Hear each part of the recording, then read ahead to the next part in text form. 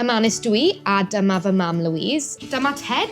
And here's Elliot. A dyma Boo. And this is Boo's mum and dad. We've been foster carers for 3.5 years. Together we run a stage school for the community. You'd be more than welcome to come and join us. We also love to go and watch shows, watching the circus or go into the theatre. We're going to take you on a little house tour. Here is our dining room. We love to catch up. At the end of the day, everybody's telling us what's gone well and what hasn't.